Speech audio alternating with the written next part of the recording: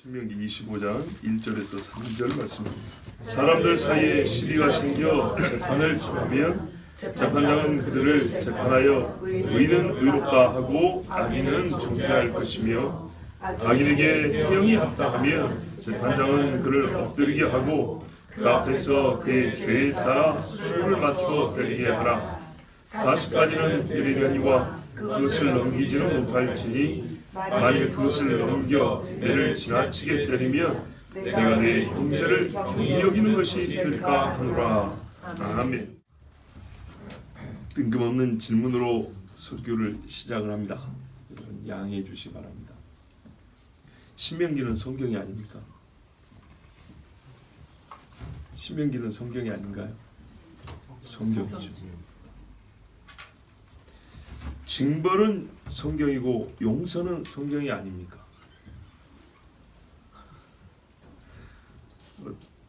다른 교회에서는 거꾸로 물어야 될 질문인데 용서만 성경인가 이렇게 물어야 되는데 제가 거꾸로 물었죠.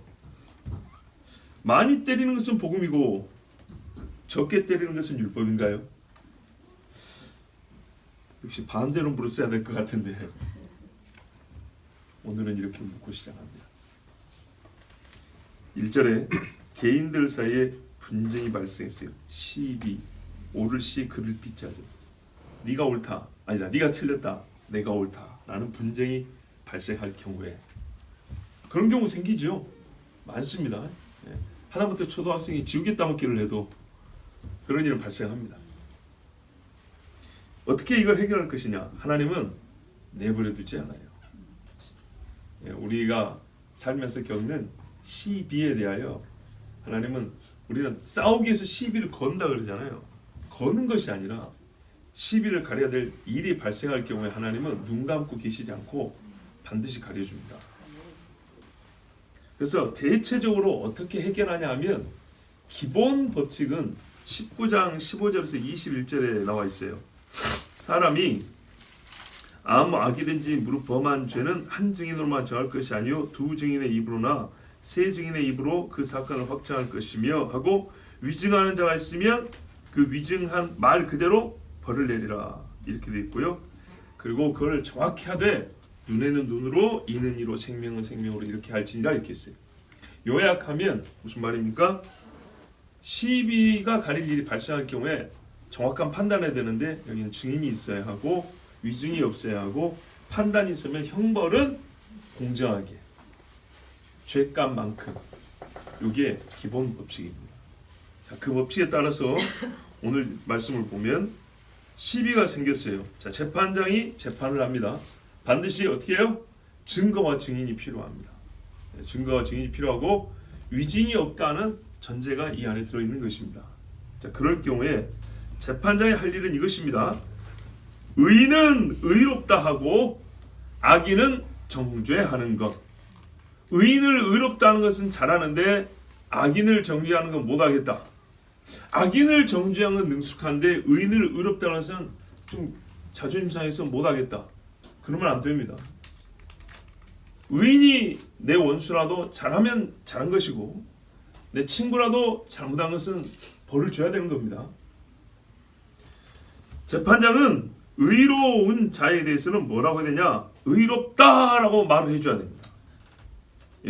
어떤 사람이 모함을 했어요. 모함을 했는데 알고 보니까 거짓말이었거든요. 사실과 또 차이가 많이 나요. 그러면 모함한 사람만 뭐라면 안 되고 모함 받은 사람 말해주면 이 사람 모함을 받았는데 사실은 그렇지 아니합니다. 의롭습니다라고 말해줘야 됩니다. 그럼 모함한 사람은 이 사람이 거짓말한 것입니다 이렇게 말해줘야 됩니다. 반대 경우도 마찬가지입니다. 이건 모함이 아니고 정당한 주장이었습니다 라고 말해줘야 되고 이거 깨끗한 줄 알았는데 이거 거짓말쟁이였습니다 라고 말해줘야 됩니다. 분명히 가려줘야 합니다. 또 나는 항상 의로운 편에 있다고 그렇게 생각하면 안 됩니다. 의롭다는 말은 무죄하다는 얘기죠. 시비를 가리는 입장에서 서로 잘못됐다고 말하기 때문에 의롭다는 말은 무죄하다는 뜻입니다. 그러면 무죄한 자는 어떻게 되죠? 방면입니다. 혹 명예가 실추됐으면 복권을 지켜주고 아까처럼 공표하여 이 사람에 대한 오해가 없도록 해주는 겁니다. 자, 자, 매를 맞을 사람은요, 사람들 보는 앞에서 매를 때려서 그 사람이 공개적으로 자기의 죄값을 치르게 하는 것, 이게 하나님의 법입니다. 무죄, 어떤 경우가 또 있냐? 죄에 해당하는 행위 유형은 있을지라도 그 행위에 정당성과 합법성을 인정할 수 있는 경우가 있습니다. 자, 우리 아들이 이렇게 예배 시간에 지금 자고 있어요. 정아야, 자고 있어요. 이게 죄는 아니지만 여러분, 별로 바람직하지 않죠. 만약에 정당한 이유가 있다면요, 어젯밤에 교회 도둑이 들었는데 혼자 도둑잠이라고 잠을 못 잤어요. 그러면 어떻게 해요? 아이고 짠한 거 이렇게 보겠죠. 근데 그렇지 않으면요, 목사 아들이 예배 때마다 저러고 그러죠. 그 소리는 제가 들을 수 있는 소리입니다. 당연히 들을 수 있는 소리예요. 틀린 소리가 아니에요. 맞는 소리예요. 자, 행위 유형이 있을지라도 정당성과 합법성을 인정할 수 있을 때는 죄가 아닙니다. 예를 들면 내가 누구를 때렸는데 왜 때렸냐니까 저 사람이 칼로 나를 찌르려고 해서 내가 몽둥이로 쳤다. 몽둥이로 쳐서 상해를 입혔죠. 폭행치상이라는 죄에 해당하는 행위는 했어요. 그런데 저 사람이 나를 칼로 찌르려 했기 때문에 나는 정당방위로 무죄가 되는 거죠. 또 예를 들면 사람을 죽였어요. 언제 죽였냐 했더니 전쟁에 나가서 죽였다는 거예요. 적군을 죽였다. 자, 이것은요, 살인죄를 물어야 합니까? 아니죠. 국가를 지킨 영웅 대접을 해주죠. 공로패를, 아니 공로패 아니라 뭐죠? 훈장을 주죠. 훈장을. 그래서 다윗이 수많은 사람을 죽였지만 하나님이 살인죄로 묻지는 않았어요. 분명히 얘기하세요. 다윗이 죽인 사람이 한두 명이 아니에요. 엄청나게 많은 사람을 죽였어요. 그의 명령에 따라 죽이고 제 손으로 죽이고. 다윗이 골리앗을 죽인 거지 죽인 척한 게 아닙니다. 그러나 살인죄를 물었습니까? 아닙니다.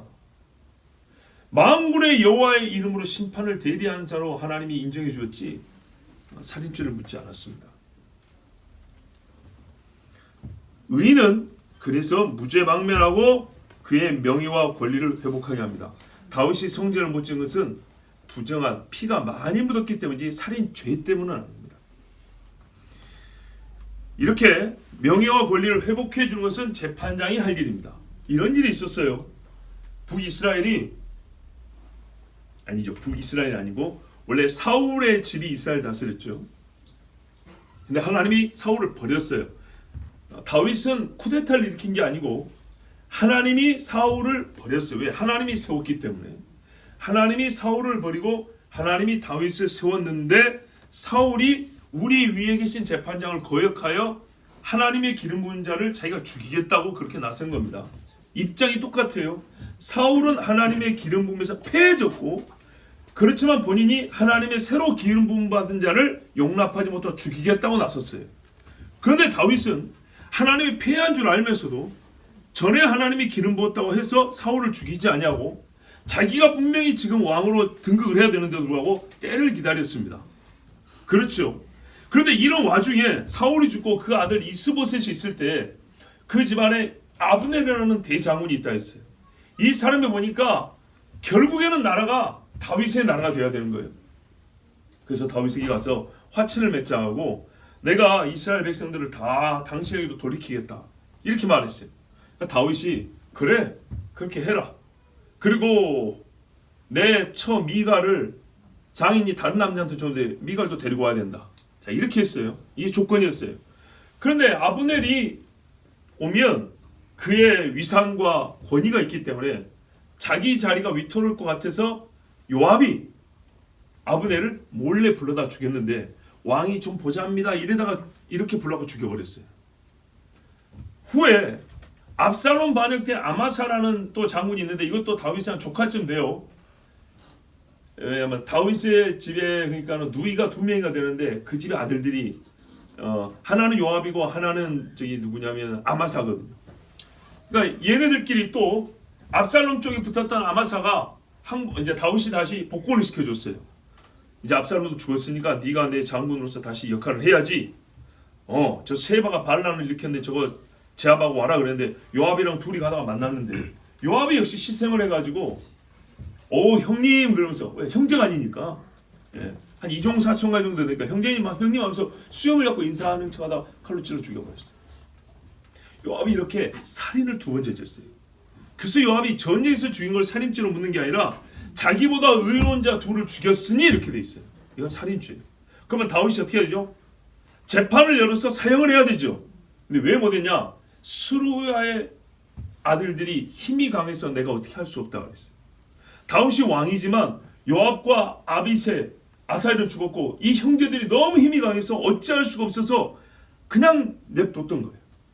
솔로몬에게 그 일을 위탁했죠.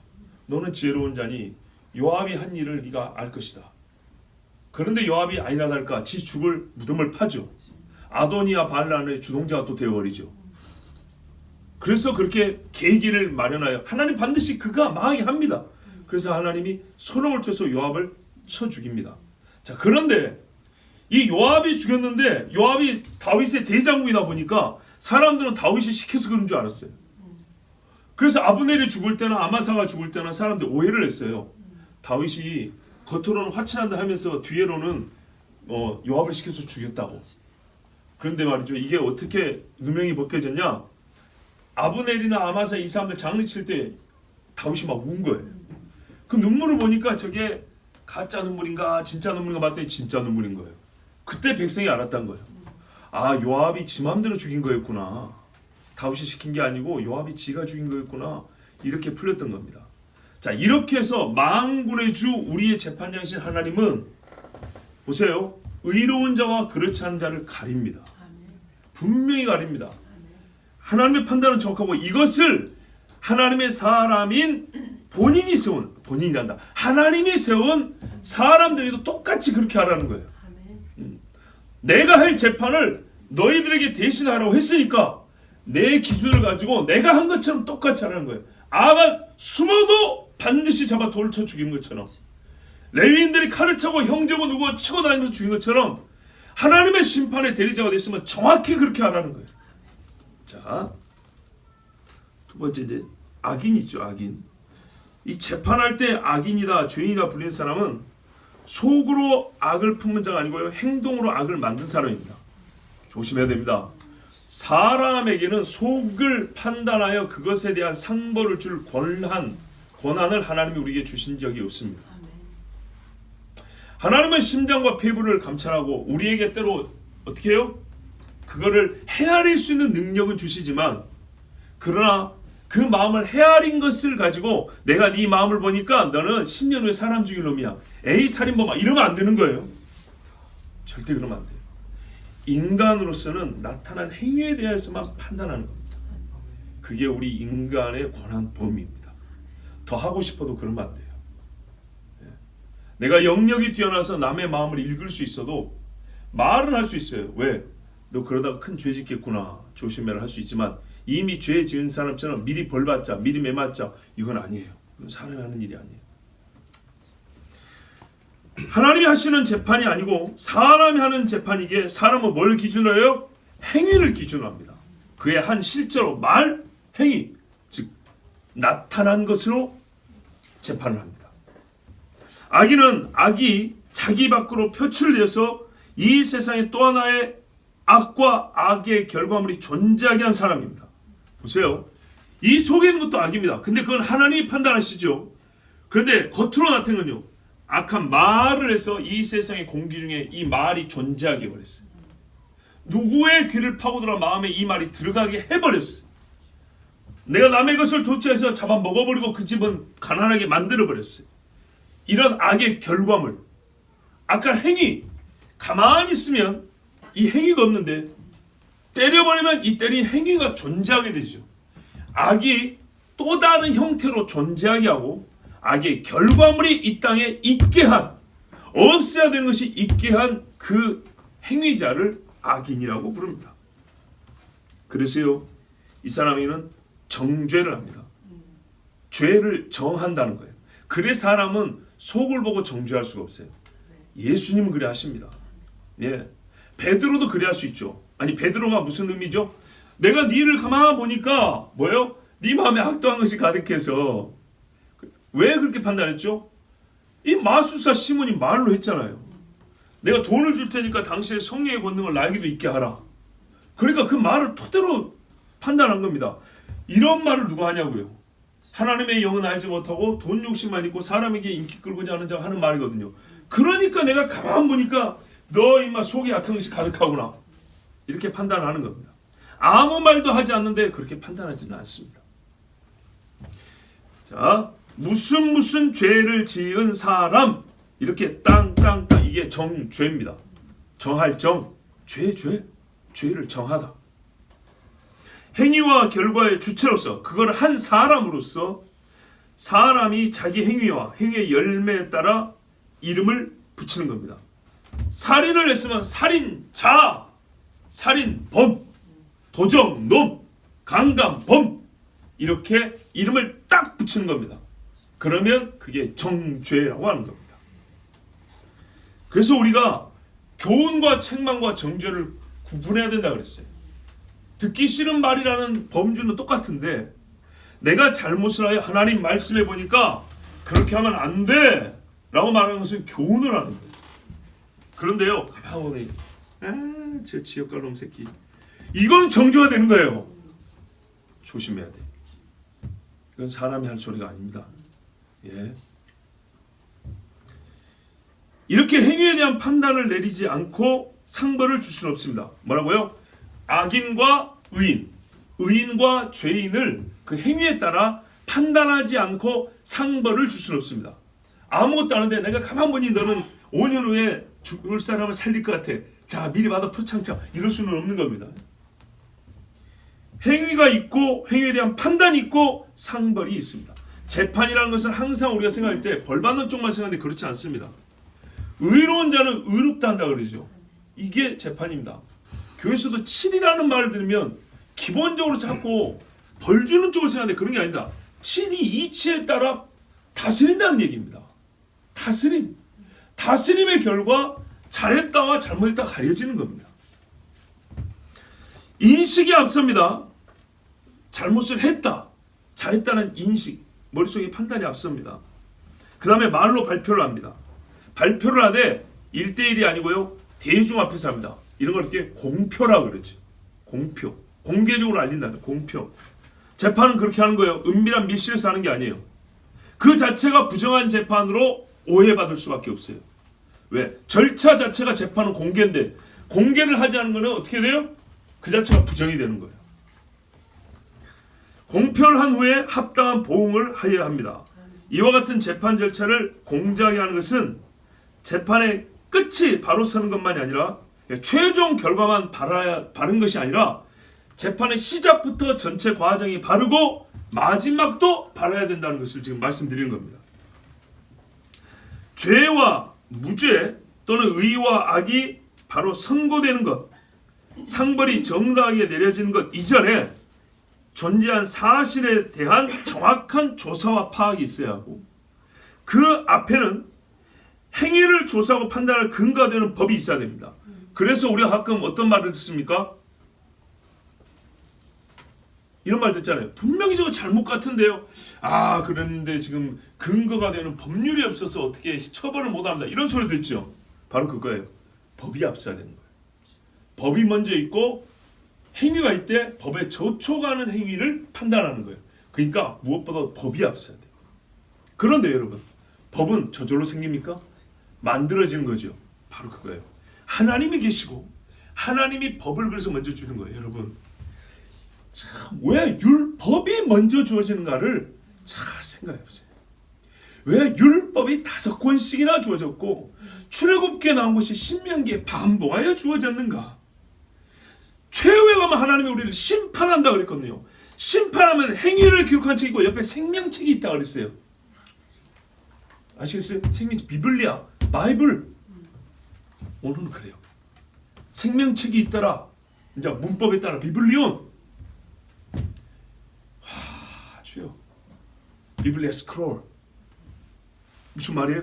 성경인데 문서로 돼 있다. 이게 이렇게 두루마리 됐다. 두루마리. 요한계시록에. 생명책의 말이 비블리아라고 돼 있어요. 우리가 말하는 바이블의 원형이에요. 바이블의 원형. 기준이 뭐라고요? 생명체라고요. 우리의 죽은 사람의 구원받은 사람의 이름만 기록한다고 생각하시면 안 된다고요. 생명책이 생명과 사망을 가리는 기준책이 있단 말이에요. 기준책이 있고 그 다음에 사람의 행위를 기록한 책이 있어요. 행위와 기준책을 대조해 봤을 때 맞으면 사는 거고 틀리면 사망이다 이 말입니다.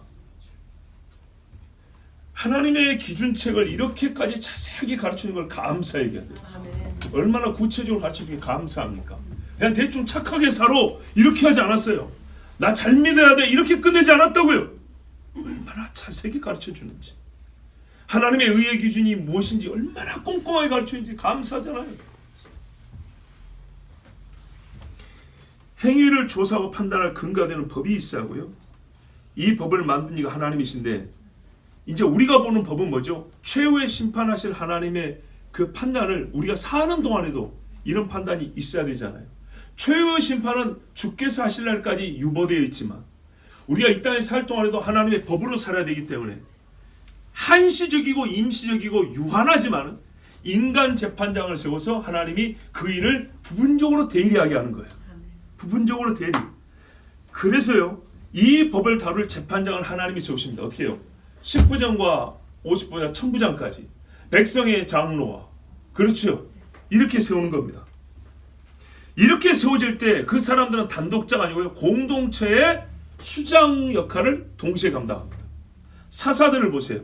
재판을 하면서 전시에는 앞장서고요, 평시에는 지혜를 가르치는, 맞습니까? 바로 그거예요. 영육의 전쟁이 따로 있지 않냐고, 영육의 판단이 따로 있는 게 아니에요. 한 하나님 밑에서 있는 거예요. 한 하나님이 우리에게 흙으로 몸을 빚으시고 그 코에 생기를 불어넣으셨다고요.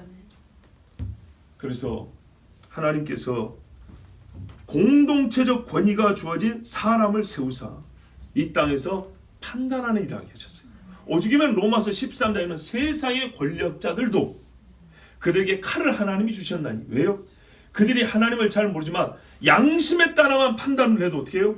수많은 공의를 이룰 수 있기 때문이죠. 실제로 그렇지 않습니까? 부족하고 잘못된 경찰이 많이 있지만 경찰차가 그래도 돌아다니니까 밤길에 조금 안심하고 다닐 수 있는 것이죠. 기본을 지금 얘기하는 거예요. 기본을. 법은 하나님께서 주셨고 법으로 판단하고 집행하는 사람 역시 하나님이 직접 세우거나 사사라고 기름을 직접 부어버리거나 왕으로 직접 기름을 부어거나 아니면 하나님이 정한 방식, 공동체에 주신 규율에 따라서 지혜롭고 성령에 충만한 사람을 제비를 뽑든지 추천을 하든지 아니면 집안의 어른을 그 일을 감당히 하든지 이런 식으로 해서 하나님께서 재판장을 세웁니다. 이렇게 세워진 재판장과 하나님의 법이 있기 때문에 사람의 시비가 생길 때는 어디로 가요? 그 법을 가지고 있는 재판장으로 가는 겁니다. 하나님이 이렇게 하라 했어요. 둘이 싸우지 말고. 자, 이제 이래서 판단이 내려졌습니다. 예, 판단이 내려졌을 때 2절 보십시오. 악인에게 태형이 합당하면, 자 이제 악인과 의인이 가려졌고 보니까 이 악인이 태형을 맞을 짓을 했어요. 그러면 어떻게 하냐? 엎드리게 하여 재판관 앞에서 때리라 그랬어요. 자, 이것도 참 자세히 보면 은혜가 되는 말씀입니다. 엎드리게 하라 그랬으니 어디를 때린단 말인가요? 예? 엉덩이 때린다는 얘기죠. 엎드려 했으니까. 우리가 때려봐서 알죠. 등을 때리려면 사람을 달아놓거나 앉게 합니다. 이렇게. 그렇죠. 무릎 꿇고 앉게 하든지 이렇게. 다리를 때리면 세워서 때리죠. 왜냐하면 여러분 충격이 무지하게 커요. 누워있는 상태에서 다리뼈가 땅바닥에 닿은 상태에서 다리를 때려보세요. 다리뼈가 남아나겠어요? 안 됩니다. 채찍으로 등을 때리려면은 이 각도에다 휘둘러야 되기 때문에 누워있는 사람을 채찍으로 이렇게 때리면 어렵죠. 하여튼 주로 엉덩이를 때리는데 물론 등도 때렸을 것으로 봅니다. 이 부분은 정확히 모르겠어요. 자, 유대인이 아니기 때문에 등을 때렸는지 엉덩이를 때렸는지 정확히 모르겠는데 한국식으로는 태형이면 권장이니까 엉덩이고요. 또 다른 나라에서는 매를 채찍으로 등을 때리기도 하기 때문에 정확하게는 모르지만 엉덩이를 때렸을 수도 있고 또는 등을 때렸을 수도 있다. 그렇게 봅니다. 왜냐하면 유대 전통에는 한국은 권장이 나무로 때렸는데 유대인들은 채찍으로 때렸다고 하거든요. 그러니까 채찍이면 아무래도 엉덩이보다는 또 등일 가능성이 크다고 봅니다. 요거는 여러분이 뭐 좀 조사를 해보시고요. 하여튼 엉덩이든 등이든 엎드려 놓고 때렸습니다. 그런데 여기 보면은 이 태형이라는 것이 공적 형벌이잖아요. 그렇죠? 공적 형벌이고 임의의 폭행이 아니기 때문에 재판장 앞에서 하라 그랬습니다. 이해가 되시죠? 개인의 원수가 없는 게 아니에요. 자, 이놈이 죄를 지었고 매를 맞이 합격하니까 억울한 놈 네가 가서 때려. 이거 아니에요. 우리 가끔 시골에서 말이죠. 너 몇 대 맞았어? 2대? 너 2대 때려. 이게 공장 같은데 공정한 게 아니에요. 때리는 수가 똑같아 공정인 게 아니라고요. 이걸 다 가려봐야죠. 맞을 짓을 했으면 더 맞으면 더 맞아야 되는 거예요. 예. 자, 벌을 내린 사람이 벌의 양과 크기를 확인해야 됩니다. 이거는 형벌이기 때문에 재판장이 매를 정확하게 때리는지 너무 과한지 부족한지 어디를 때리는지 때려야 되는 도구가 있을 거 아니에요. 아까 말했죠. 채찍이든지 몽둥이든지 뭘로 때리는지 이걸 정확하게 확인을 해야 됩니다. 이거는 형벌이지 폭행이 아닙니다. 우리가 그 격투기 선수들 진짜 치고받고 폭행도 그런 폭행이 없죠. 막 코뼈 불러지고 막 눈 막 들어가고 난리도 아니죠. 어떤 사람은 맞아 죽기도 하죠. 그렇지만요, 룰은 정해져 있는 것처럼 이거는 공적인 형벌입니다. 사람은 비록 죄를 지었다 할지라도 자기에게 벌을 내린 사람 외에 다른 사람에 의하여 벌을 받을 의무는 없기 때문입니다. 내가 벌을 지었다고 해서 아무 사람이나 나를 때릴 수 있는 자격이 있는 건 아니죠. 맞지요? 그래서 재판장이 명하고 재판장이 보는 앞에서 재판장이 권위로 형벌을 내리게 하고 그 앞에서 재판장이 확인을 하는 이런 절차에서 매를 맞는 것입니다. 또 죄에 따라 수를 맞춰 때리라 그랬습니다. 매를 때리는 것은 하나님 말씀한 대로 죄값이기 때문에 한 만큼 맞는 것입니다. 근데 매라 그랬으니까 대개 이 사람이 지은 죄는 뭘까요? 대개 이 사람이 지은 죄는 폭행죄겠죠. 왜 그래요? 남의 것을 도취했으면 2배를 물려줄 것이요. 재물은 재물로 돼 있잖아요. 상했어. 어이구 눈을 상했어. 그 사람 눈을 뺄 것이요. 이렇게 돼 있잖아요. 사람을 고의로 살인했어. 내 재단에서 끌어다가 죽여버리라고 그랬어요. 맞지요? 그렇기 때문에 매로 맞는다는 것은 아마 폭행해서 남을 해를 입혔던 그런 죄가 많다고 봅니다. 또 어떤 경우는 이럴 수도 있겠죠. 재물로 갚아야 되는데 갚을 능력이 없어요. 그러면 노동을 시킬 수도 있지만 매로 대신할 수도 있겠죠. 물론 매는 그러다 보니까 좀 광범위하게 쓰입니다. 기본적으로는 매니까 폭행에 관한 죄였을 것이고 다른 유형의 죄지만은 매로 대체하여 그 값을 치르게 하는 경우도 있을 겁니다. 그때 정량을 달아서 매질을 하라 그랬어요. 그러니까 재판장은 지혜로워야겠죠. 예를 들어서 내가 도둑질했는데 그거를 매로 환산하려면 이게 어렵지 않겠습니까? 내가 주먹을 때렸는데 채찍으로 이걸 환산하려면 이거 쉬운 일이 아니죠. 그렇기 때문에 재판장은 하나님 말씀에 지각이 있고 지혜롭고 감동 있는 사람이어야 합니다. 또 한편으로 치우쳐서는 안 됩니다. 잘못하면 사람 죽습니다. 자, 또 같은 죄질이라도 똑같은 폭행이라도 양에 따라서 매 수가 달라집니다. 많이 때린 자는 많이 받는 것이 하나님의 법입니다.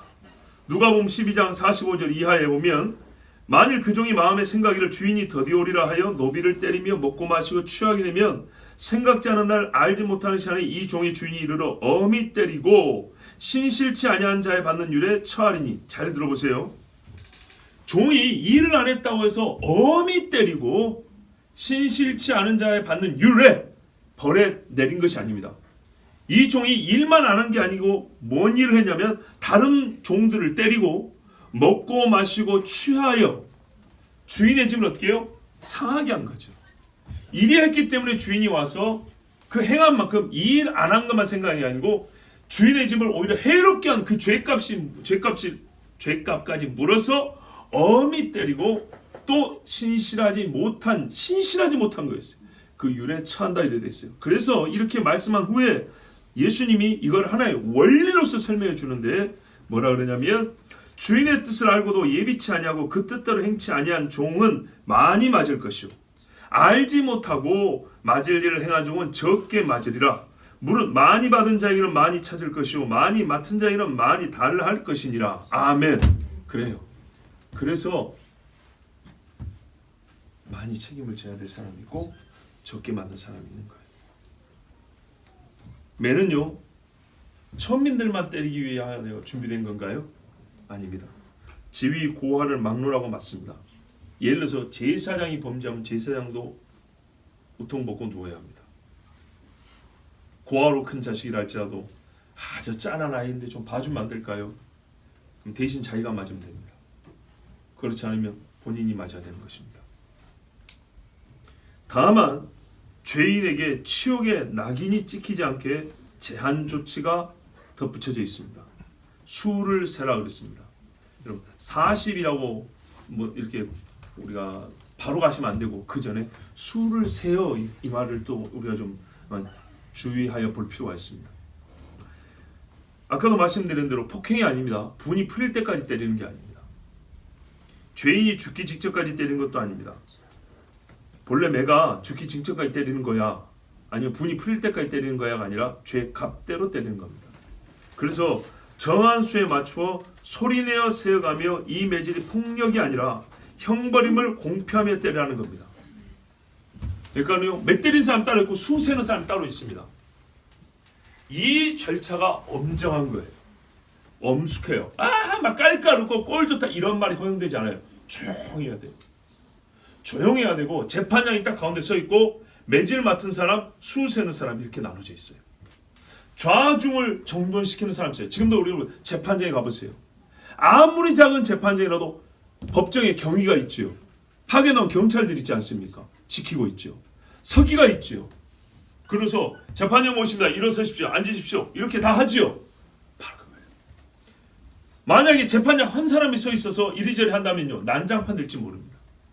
그리고 그 엄숙한 분위기 속에서 죄의 무게를 체감하게 됩니다. 혹은 의로운 자로 판단된 것이 진실하다는 것 역시 우리가 마음속으로 받아들일 수가 있습니다. 이 매질을 할 동안에 좌중은 조용해야 되고요. 막 시끄럽게 소리내거나 저주의 소리를 하면 안 됩니다. 그건 하나님이 재판장에 맡겨둔 거예요. 조용히 하고 옆에서는 한 사람이 하나요! 옛날 곤장도 그랬죠. 보세요. 그러니까 복음이 없던 시대의 사람들도 하나님 주신 최소한의 양심과 지각만 있어도 이렇게 바르게 성경 유사할 정도로 행할 수 있는 시대가 있었어요. 근데 지금은요. 갈수록 이런 것들이 없어진다는 거예요. 인간 질서의 기초가 붕괴되고 있는 시대를 우리가 살고 있는 거예요. 최고급에는 못 올라가도 기초는 지켜야 될 거 아니에요. 이게 없어요. 이게. 자, 이렇게 해서 하나 둘을 셀 때 숫자만 카운트하는 것이 아니라 이 죄를 갚았다는 확인이 되는 것이고 이 죄가 숫자의 만큼 얼만큼 무거운 죄였는가가 공적으로 확인이 되는 것입니다. 그래서 어떻게 해요? 항상 성경에 이렇게 벌하여 너희 공동체 중에 죄가 없게 하며 또한 사람들이 두려움을 갖게 하여 죄를 짓지 못하게 하라 그랬죠. 그런데 정말 엉망진창으로 무질서한 가운데 됐으면 어떻게 될까요? 그런 어미한 분위기가 형성이 안 되면 마음속에 들어오지가 않습니다. 자, 이런 분위기 속에서 이런 절차에 따라서 하나요 둘이요 하면서 매를 맞고 매를 맞는 사람에게 그 매를 맞으면 그 고통의 울부짖음이 죄가 무엇인지 우리를 깨우쳐줍니다. 이때 태형이 진행되는 동안 수를 세는 사람이 있지만 재판장은 뭐하냐? 가만 쳐다보냐? 그렇지 않았답니다. 확실히 우리가 하나를 배우면 둘을 안다고요. 옛날 유대인들은 재판장이 하나님의 말씀을 통하여 매 맞는 자와 매 때리는 자와 주변에 그것을 보고 있는 사람들이 하나님의 말씀을 들려줬다 합니다. 유대 전통에는 이렇게 말씀을 읽어줬다 합니다. 어디냐면 신명기 28장 58절 59절인데 제가 읽어드리겠습니다. 그 매 맞는 동안에요. 내가 만일 이 책에 기록한 이 율법의 모든 말씀을 지켜 행하지 아니하고 내 하나님 여호와라 하는 영화롭고 두려운 이름을 경외하지 아니하면 여호와께서 너의 재앙과 내 자손의 재앙을 극렬하게 하시리니 그 재앙이 크고 오래고 그 질병이 중하고 오래일 것이라. 신명기 29장 9절. 저 이렇게 이제 반복하여 읽는 동안에 매질이 끝나가겠죠. 끝나갈 쯤에 신명기 29장 9절 읽었답니다. 그런즉 너희는 이 언약의 말씀을 지켜 행하라. 그리하면 너희의 하는 모든 일이 형통하리라. 그리고 매질이 끝났을 때 종결을 해야 되잖아요. 종결할 때 시편 78편 38절을 읽었답니다. 얼마나 감사한지 몰라요. 오직 하나님은 자비하심으로 죄악을 사하사 멸하지 아니하시고 그 진노를 여러 번 돌이키시며 그 분을 다 바라지 아니하셨으니. 이렇게 읽고 매질을 마쳤답니다. 이게 무슨 말이에요? 네 지은 죄는 죽어야 마땅하나 하나님이 너에게 매질한 것은 분을 너에게 다 바라지 아니하시고 너에게 긍휼을 베풀어 여러 번 참으신 줄 알고 이 사람아 정신을 차려라. 그런 말이 되겠죠. 이렇게 해서 매질을 마쳤다니 이게 쉽게 그냥 죄 지은 만큼 맞는 거지 뭐 그런 건가요? 그런 거 아니에요. 하나님의 영광의 무게는요 우리에게 복을 주실 때나 매를 때릴 때나 항상 동일합니다. 3절을 보겠습니다. 40까지는 때리려니와 그것을 넘기지는 못할지니. 때리는 수가 40입니다. 그럼 여기서 하나 여쭤볼게요. 하나님 매 좀 맞아보셨어요? 맞아보셨어요? 갑자기 좀 마음이 그런 거는 지금 현재 우리 교회나 그런 일 때문에 아니에요. 제가 이 매질을 생각하니까 내가 하나님께 매를 많이 맞아봐서 시편 우리 말씀이잖아요. 하나님이 여러 번 참으세요. 진노로 너를 다 부어서 멸하지 아니한다. 얼마나 감사한지. 자, 우리의 의문점은 이거죠. 왜 40대까지인가? 사람의 체력과 건강 상태에 따라 더 견디기도 하고 덜 견디기도 할 거 아니겠습니까? 그래요. 이건 처음부터 배려하고 고려합니다. 매 양을 정할 때. 평균 20대를 맞아야 되는데 이 사람은 맞을 수 있어요. 그럼 맞아요. 이 사람은 좀 약해. 20대는 고사하고 19대 맞으면 죽을 것 같아요. 여러분이 재판하면 어쩌겠어요. 하나님이 40이라는 것도 뜻이 다 있는 거 아닙니까? 그 뜻을 생각해 볼 때 다른 사람들은 20대를 맞았는데 얘는 19대 맞으면 이미 숨이 끊어질 사람이면 17대 하더라도 이거는 여러분 잘못했다 말할 수 있을까요? 그래요. 제가 하나님이 아니기 때문에 잘은 모르겠는데 예수님이 이 땅에 직접 오셔가지고 죄인들을 맞이하셨을 때 하신 말씀이나 그들을 대하신 거 보면 평균으로는 얘가 이 20대짜리 죄인데 지금 몸이 상해가지고 병이 있으니 너는 17대나 맞으라 했다가 내가 만약에 재판장인데요. 한인관 재판장이 그렇게 했다고 해서 하나님이 세대는 네가 맞아 그러지는 않으실 것 같습니다. 혹 그렇게 하면 맞아야죠. 내가 세대 맞을 각오하고 그렇게 해야죠. 그렇지 않습니까? 형제를 사랑하여 목숨을 버리면 그랬으니 그 정도는 각오하고 그렇게 재판을 하면 되겠죠. 자, 이걸 이제 고려했습니다. 고려함에도 불구하고 얘는 100대를 맞아도 쌩쌩할 것 같은데 그렇더라도 40대까지입니다. 40대. 매질의 최대 수입니다. 아무리 몸이 좋고 건강 상태가 좋고 죄가 커도 40대까지라는 겁니다.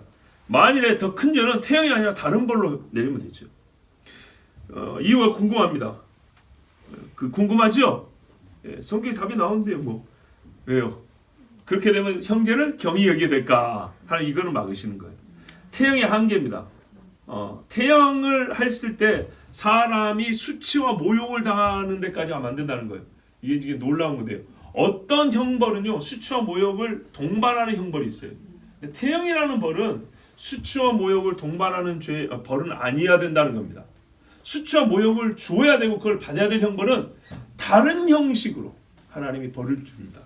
자, 일단은요 유대인들은 이 숫자를 지키기 위해서 어쩌냐면 40을 넘기면 큰일 나잖아요. 그래서 39대까지 왔다는 거예요. 실수라도 넘길까봐 참 얼마나 조심한가 보세요. 실수라도 넘길까봐 39대로 정했고요. 또 이제 어떤 사람들이 이렇게 말하기도 해요. 채찍을 처음부터 세 갈래로 만들어가지고 한 번 뗄 때 세 대 맞은 것으로 계산해서 그러면 39에 딱 멈추잖아요. 이렇게도 했다. 뭐 이런 이야기가 있습니다. 자, 그랬을 수도 있는 것이죠. 그런데 우리가 이제 생각해 볼 게 하나 있어요. 바울이 고린도후서 11장에 보면 40의 감한 매를 몇 번 맞았다 그래요? 5번. 40의 하나 감한 매를 5번 맞았다. 고린도후서 11장 24절에 그렇게 말하는데 이 말을 들으면 여러분 정말 갑자기 마음이 먹먹해질 거예요. 바울은 매를 맞을 때마다 최대치로 맞은 거예요. 그러니까 그죠? 매 맞을 때마다 최고형으로 언더받고 맞았던 거예요.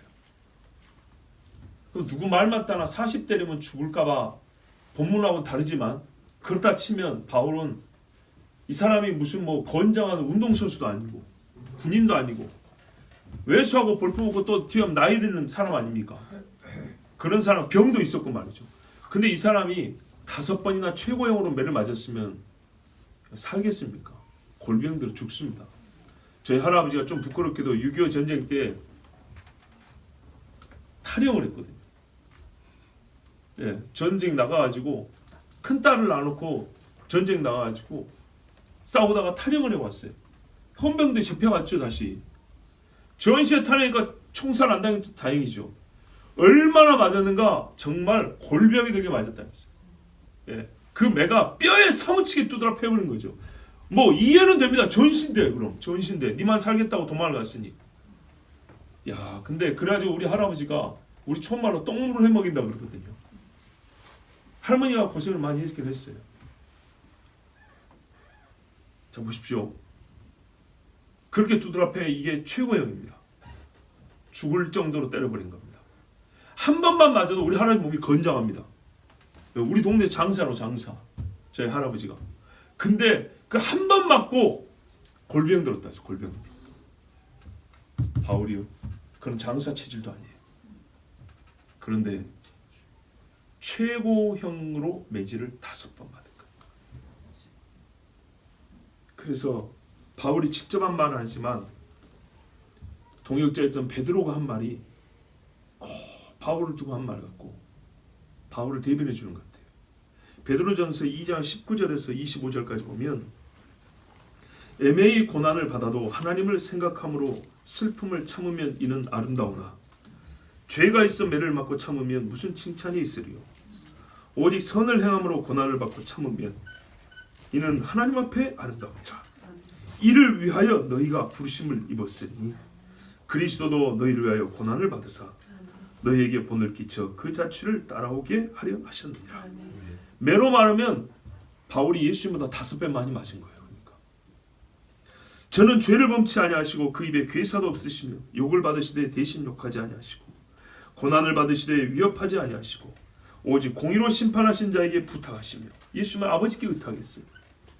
친히 나무에 달려 그 몸으로 우리 죄를 담당하셨으니 이는 우리로 죄에 대하여 죽고 의에 대하여 살게 하려 하십니다. 저가 채찍에 맞음으로 너희는 나음을 얻었나니 너희가 전에는 양과 같이 길을 잃었더니 이제는 너희 영혼의 목자와 감독 되신 이에게 돌아왔느니라. 아멘. 정말 진짜 돌아온 사람 바울. 꼭 예수님처럼 애매히 고난을 받고 억울하게 매를 맞을 때 동족에게 맞은 거죠. 그러니까 40에 감하면 이방인도 아니요. 동족에게 맞은 거예요. 동족에게 최고형으로 5번이나 매를 맞았으니 과연 바울이 무슨 매를 맞을 짓을 했습니까? 그러나 애매히 고난을 받아도 참으면 아름다우니 왜냐? 그리스도가 그리하셨기 때문에 그리스도를 본받았으므로 아름답다 이렇게 말했습니다. 바울은 분명히 하나님을 생각하고 고난을 받고 그리스도의 부르심을 듣고 그에게 돌아온 자로서 매를 맞았습니다. 만일 그것을 넘겨 매를 지나치게 때리면 내가 내 형제를 경히 여기는 것이 될까 하노라. 킹제임스 여기는 뭐라 되냐면 내 형제가 너를 비열한 사람을 여길까 함이라 해서 그가 아니로 너라고 해가지고 마치 재판장을 가리키는 것처럼 더 때리게 하면 재판장 네가 비열한 사람이 될 것 같다 이래 되는데 그 킹제임스를 사용하고 또 살아가는 사람이 주석을 하는 것은 역시 똑같은 말이었어요. 여기 너가 그 직접적으로 가리키려고 죄인을 가리키기는 직접적인 용어로 2인칭으로 너 이렇게 말한 것 같습니다. 내용은 똑같습니다. 40대 이상을 때리지 못하게 한 이유는 형제들이 매 많은 죄인 형제를 경히 여기지 못하게. 킹제임스에는 비열이라고 되어 있는데 이게 히브리어 원어는 카라예요. 카라. 좀 뭐 혀를 카라. 근데 무슨 말이냐면 똥물 오물 그 말이에요. 예. 그 말 그대로 똥물이에요. 오물을 말하는 거예요. 그러니까 어떻게 여긴다고요? 매를 40대 이상 때려버리면 보는 사람들도 쟤는 진짜 악질이었나 보다. 이래서 매가 끝난데도 불구하고 죽을 때까지 꼬리표가 달라붙는 거예요. 원래 매를 맞으면 죄값을 치렀으니까 어떻게 해요? 자유가 되죠. 근데 이 공동체 안에서 어떻게 돼요? 죽을 때까지 죄인으로 살게 되는 거예요. 매를 지나치게 때려버리면. 매가 그런 의미를 준다는 겁니다. 데살로니가 후서 3장 14절 15절에 바울이 이렇게 말합니다. 누가 이 편지에 한 우리 말을 순종치 아니하거든, 즉 복음을 거부하거든, 그 사람을 지목하여 사귀지 말고 저로 하여금 부끄럽게 하라. 그러니까요, 어지간히 거역한 사람인가 보죠. 그러나 원수와 같이 생각지 말고 형제같이 권하라. 아멘. 우리가 이것을 무시하는 경우가 많아요. 내가 의견이 달라요. 급기야는 복음으로서 입장이 달라요. 그래도 어떻게 하라고요? 원수와 같이 생각지 말고 형제같이 권하라 그랬어요. 이게 우리의 자세와 태도예요. 그의 잘못에 대해서는 부끄럽게 하지만은 어느 정도까지요? 사람들이 나의 이 판단으로 말미암아 저 사람을 원수처럼 여기는 지경까지는 내가 심하게 판단하면 안 되는 거예요. 그래도 잘못을 했지만 여전히 형제라는 우리의 그 인식, 그 범위 안에 들어있을 수 있도록 이렇게 판단하고 정죄를 하더라도 그렇게 해야 된다는 얘기입니다. 매를 맞았기 때문에, 죄값을 치렀기 때문에 이 사람 이제 자유해야 합니다. 그렇지 않으면 차라리 매를 안 맞죠. 그렇지 않습니까? 명예를 빼앗기지 않아야 합니다. 명예를 빼앗길 것 같으면 차라리 명예 빼앗는 죄를, 벌을 받죠. 뭐하러 매를 맞고 또 명예를 빼앗기고, 매를 맞고 또 부자유롭고, 매를 맞고 또 왜 숨어 살아야 됩니까? 그러면 처음부터 그 죄, 그 형벌을 받아야죠. 그래서 어떤 사람은 처음부터 구금으로 시키잖아요. 가둬놓잖아요. 매를 때렸다면 이제는 그 사람을 사랑하고 형제로 대합니다. 물론 기억은 지우기가 어렵습니다. 또 사람이 또 반복할 죄를 지을 수 있기 때문에 조심을 해야 되겠습니다. 그렇지만 매 맞은 행위, 매 맞은 죄에 대하여 계속 그것을 반복한다는 게 성경에 정죄하지 말라는 말의 뜻입니다. 반복하여 하지 말라는 얘기입니다. 이 형제가 더 이상 사람들에 의해서 입에 오르락내리지 하지 않도록 그것이 포함된 게 매의 횟수입니다. 그것까지 다 담아서 매질을 하는 것이지, 매질 따로, 그 다음에 2부 따로, 3부 따로 이렇게 하면 안 됩니다. 수가 많지 않아서 그렇고 또 이렇게 제한되었음을 아는 것으로 이웃들의 마음에는 죄인이었던 형제를 비천하게 여기지 말라는 하나님의 뜻이 자연스럽게 인식되게 됩니다. 아까 수를 세는 것을 통하여 재판에 관하여 하나님의 뜻을 아는 것처럼 40 이상은 때리지 말아라는 이 하나님의 명령, 왜 안 될까? 이걸 생각하게 되고, 실제로 더 때려야 될 것 같은데 40에서 딱 멈추는, 이랬을 때 사람들이 뭐예요? 내 마음도 이 이상 가면 안 되구나, 여기서 멈춰야겠구나 라는, 이렇게 하나님의 어떤 영적 교훈이 주어진다는 말입니다.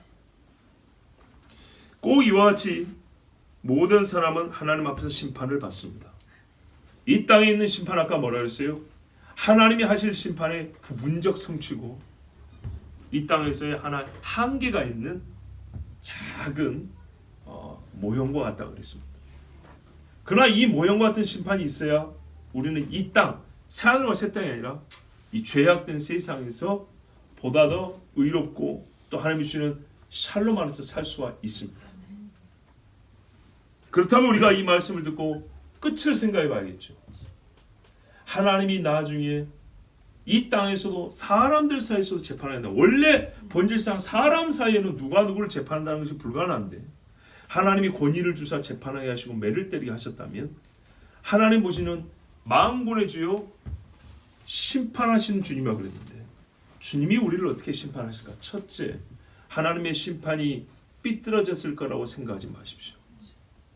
하나님은 정확하게 심판합니다. 아멘. 그리고 하나님은 지금 긍휼의 때를 주셨습니다. 이 땅에 있는 심판들은 궁극의 심판이 아니기 때문에 다 긍휼의 때에 속해 있습니다. 그러나 그 시간이 다가버리면 이제는 하나님의 속성 본질 자체가 영원하기 때문에 하나님의 행하는 모든 일은 영원성을 갖고 있잖아요. 그래서 재판도 영원한 재판이 내려질 수밖에 없습니다. 그 날이 오기 전에 우리는 이 땅에서 하나님의 말씀을 통하여 내려지는 부분적이지만 이 하나님의 말씀 또는 나의 행위에 대하여 내려지는 선고를 듣고 어찌해야 돼요? 엎드려 하나님 잘못했습니다. 주님 앞에 죄 사함을 구하고 또 하나님이 채찍을 때리면 어떻게 해요? 맞으셔야 됩니다. 바벨론에 갈 때도 말했어요. 여호와께서 너희를 살리기 역설을 했죠. 역설. 살리기 위하여 바벨론에 너희를 파르시나니 70년의 고난을 하나님께 감사함을 받으라. 그러면 너희가 거기서도 번성하고 돌아오리라 그랬어요. 이 땅에 있는 동안에 하나님이 매를 때리면요, 아비가 아들을 사랑하여 징계한다 그랬습니다. 징계받지 않는 아들은 사생자라. 아비가 없다는 말입니다. 우리가 정말 하나님 아버지가 계시다면 우리는 하나님 아버지께 맞는 게 맞는 겁니다. 그게 맞는 거예요. 하나님의 심판. 이 땅인 동안에는 정말 긍휼이 듬뿍 담겨있는 그 작은 심판, 어렵다 억울하다 하지 마시고 받으십시오. 그리고 하나님 앞에 엎드리십시오. 그러면 최후의 심판에서는 어떻게 해요? 내 이름이 생명책에서 읽혀지는 사람이 됩니다. 지금 그 심판을 거부하는 자는 아무리 찾아봐도 내 이름이 없어서 주님이 뭐라요? 나는 너를 도무지 모른다 그럽니다. 여러분, 하나님의 말씀 참, 하나님이 우리 이름을 모를까요? 주의 말씀에 담긴 뜻을 잘 들어보세요.